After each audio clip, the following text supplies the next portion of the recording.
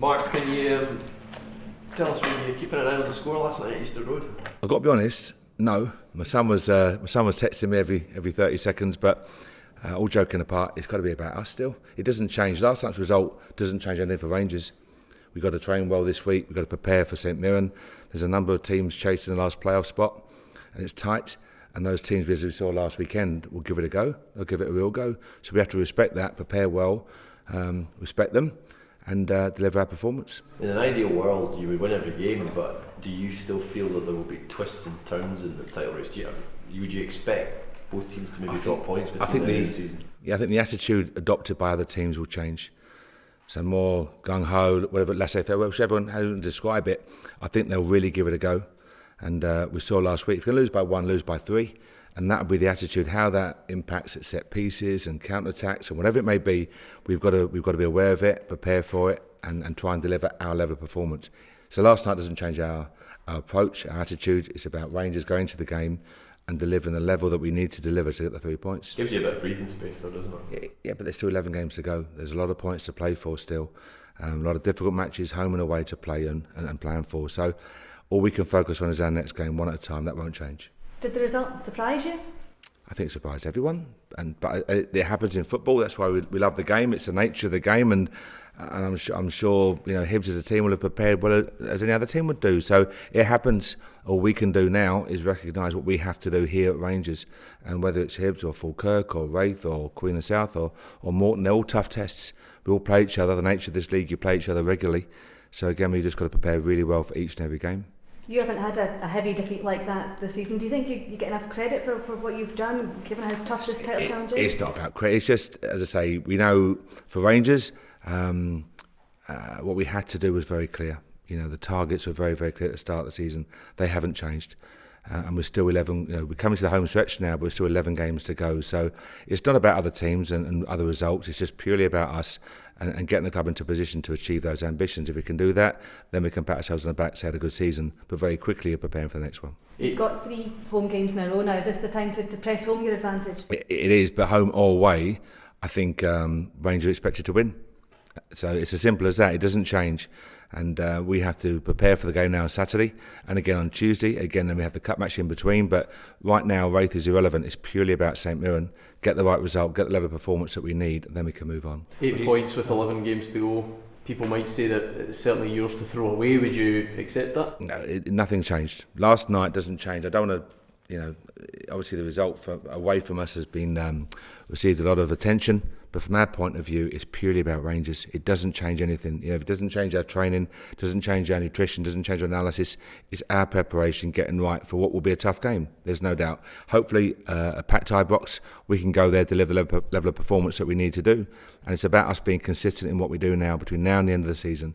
And if we can do that and achieve that consistency, we'll be in a good place. Hibs did manage to claw back, I think, a similar gap earlier in the season. Are you mindful of that then, to try and avoid a repeat? I always say I'm not being rude in any way. It's just about us. What goes on away from here, we can't control. What we can control is what we do, how we train, our intensity, our quality, etc., etc. So it's not about any other team. Very respectfully, it's purely about Rangers. People might say then that you allowed them to claw that back by dropping points. So is it about learning from that and trying to be more consistent? Well documented, we had a period, I think, where we lost a game of football and drew 2 games and described as an all-out crisis and the world falling apart. But at the time, we were still at top of the table, and it hasn't changed all season. So all credit to the players. All we can do is try and maintain that level of performance. You alluded to the spotlight that Rangers are under, Mark. Do you feel it's getting more intense as the season goes on?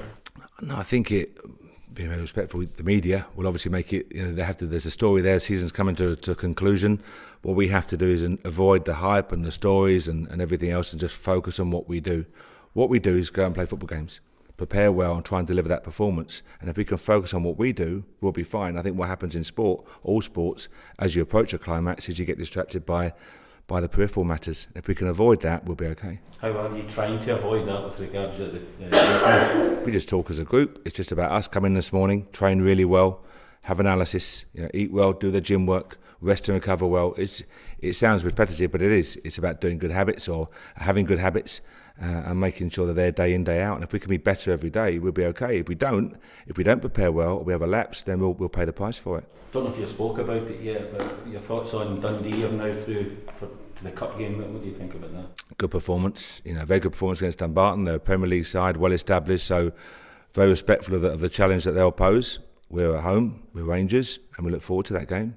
Toughest task of the season so far? No, we were told the Petrofac final, or the Petrofac game against Hibs was the toughest. Then St Mirren coming down from Premier League was the toughest. Then our first artificial surface was the toughest. And then all these various games, Hibs at home on the 28th was the toughest, etc. So it's great. It's challenges. It's about developing players, and players want to be faced with these challenges and find a solution. So we look forward to that game. It will be a tough test, of course it will, but it's a cup quarter final, and there's a lot at stake, and we look forward to that type of challenge.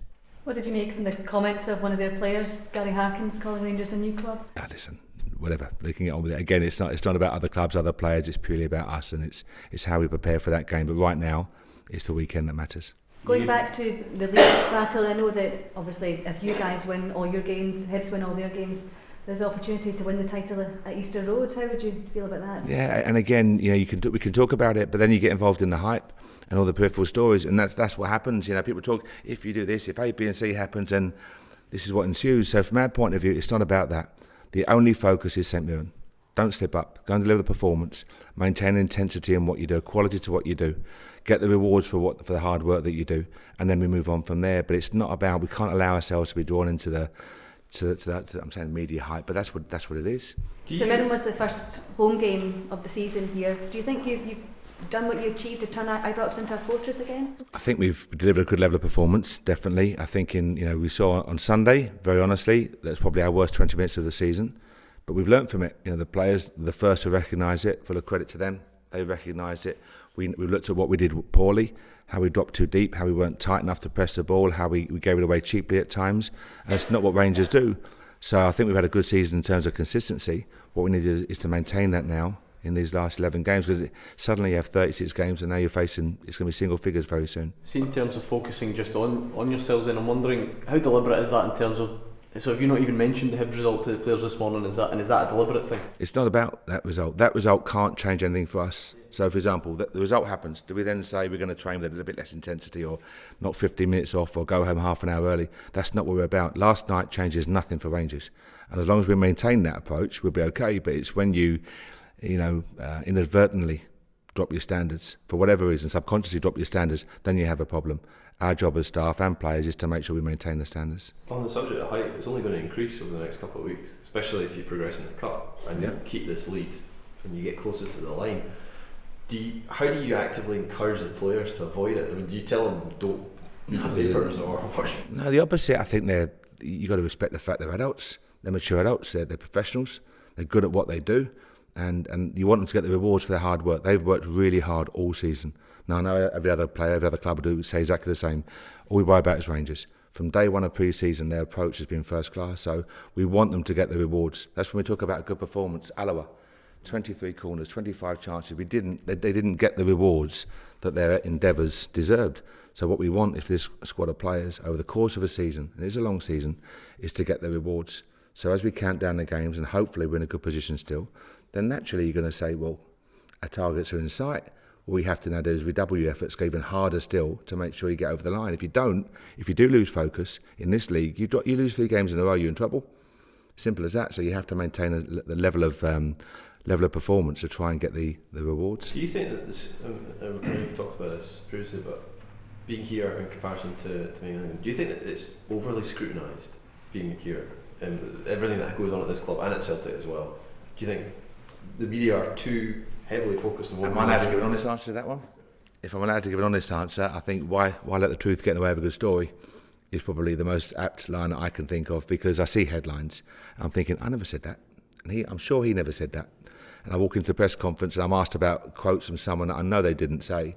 So I think it's just, I understand why. I think it is really intense, but that comes down to, the positive is the passion for football, especially in Glasgow. It's a real football city, and people live and breathe the game, and it's such a passionate following. So I understand there is the appetite there, but sometimes I think, as I say, won't let the truth get away with a good story. I just ask you as well, hearing from Van Gaal yesterday, he reportedly brought all his players in for individual one-to-one meetings last week after they lost in the Europa League. You've probably not had to do that at all this season because the results have been so good, but you have player meetings every day. Is that something that you do? You meet players individually? Do you speak to them and pick their brains about certain things in order to kind of help progress the team through the course of the season? What David, I do is the specific one-on-ones at the start and at the end of the season. So before you start pre-season training, you'll meet with the players, especially coming to a new club. You know, they have doubts and concerns and what's your thought, any previous agendas. So to put their mind at rest, it's a blank canvas, go and perform, go and enjoy being a footballer. At the end of the season, it's a feedback. How you've done, how the season's gone, what's been done well, what we must improve on. It's a score report type. But in between that, you have countless meetings. You know, whether it's walking off a training pitch, walking out to training, after a gym session, after analysis. The players have got to have feedback. They're here working. It's a unique industry in many respects. So you have to try and give them the feedback and make sure they're best prepared for everything because they're challenged. You know, one, they can have a great game in front of 50,000, be a superstar, or they can have a misplaced pass, a goal's conceded, and they've had a shocker. You know, suddenly they're the villain. So I think you have to try and prepare them as best you can for the inevitable challenges, the highs and lows they're going to face as a player. Do you have to do that especially here because the players that have come in from England have maybe not experienced this bubble before here? Yeah, I think our research, our recruitment has got to try and make sure that the character of a player is a key element. You know, look at young Gideon. I've used his example before. 18 in front of 50,000. Don Ball, 19 in front of 47, 50,000. So as best you can, do your research because they have to deal with that weight of expectation. Mark, just final question. Obviously, the debate about artificial surfaces has Yes. continued this week. So Ronnie Dyler was saying yesterday he thought it was old-fashioned to think that senior players can only play on grass. What are your thoughts on that? I think if Ronnie did say that, I think that's disrespectful because you're entitled to your opinion. I think the one line for me that jumped out of that interview was, number one is a good grass pitch, number two is a good artificial pitch.